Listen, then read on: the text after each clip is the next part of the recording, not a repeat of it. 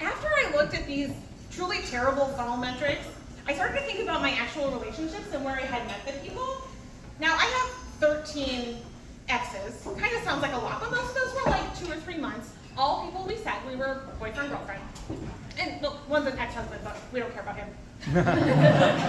Actually, speaking of the pesky ex-husband, when we split up and I went back on the dating apps, the very first person I met had just moved to Boston from Montreal, where he'd been doing his PhD. Sounds good, right?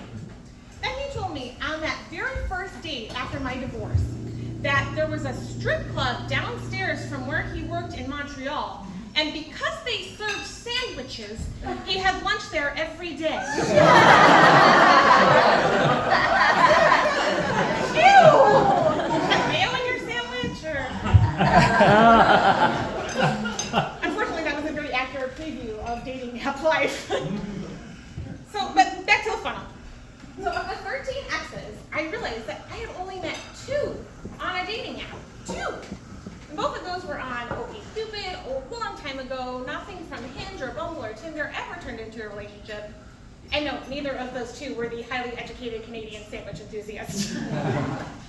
So, true to form, after I finished this funnel analysis, I met the next person that I dated in real life. I'd gone on one of those seaport party cruises in Boston Harbor, you know, where they there's a blues cruise and they blast music until your ears bleed. Yeah. So I hit it off with a man that we're gonna call Christoph, for reasons that will become clear. Christoph was an energy healer, which was very appealing to me.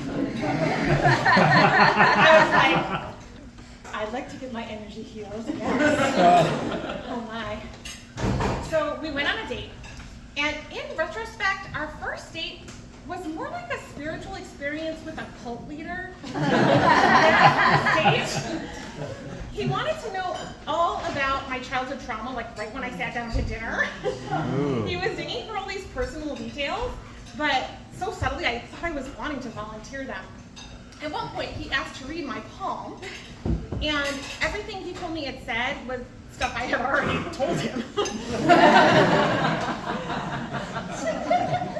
It was an exhausting conversation, but because so much personal information had been shared, I felt like there had been a deep connection.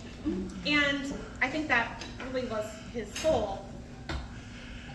You know, I tend to meet a lot of pushy men, and I don't always have a lot of success pushing back due to those people-pleasing tendencies that I mentioned I am still recovering from. So just some examples.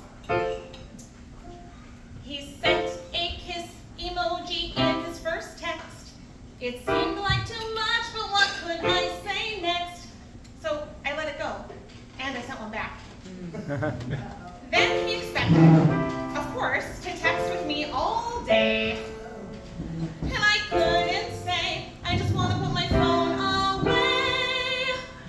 My boundaries could use some work. Sometimes it's really murky. How to say it without it sounding like a command. I gotta know where you're going with that hand. Another guy, oh my God. I told him I just wanted to be friends, and he keeps asking for a date that never ends. I promised to hang out with him, especially not while drinking. Except one time we ended up making out, and I let him go down on me. What was I thinking? My boundaries could use some work. I will let a man just work. If I want to keep it clear that we're just friends, I'll admit I probably shouldn't let someone lick my face. You know what I was going to say. But I really do want to work on my boundaries, so I try to keep lists for myself. There are many types of boundaries.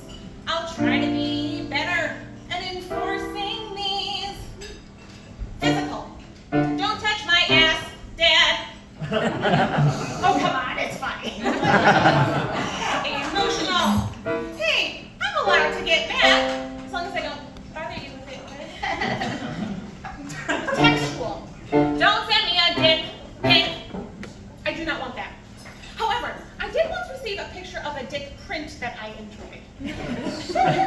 What is a dick print, you may ask? Well, let me tell you.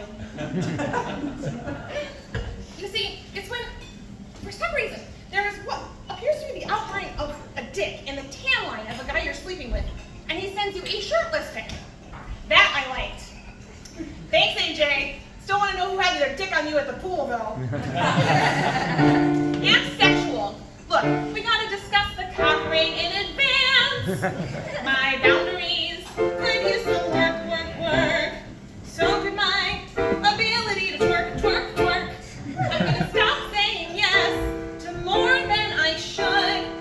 And also, I feel like I might watch some YouTube videos on twerking because I never learned how to do it, and I feel like this not so little butts, the engine that could. What does twerking have to do with boundaries? I have no idea. Please ask me makers of ADHD.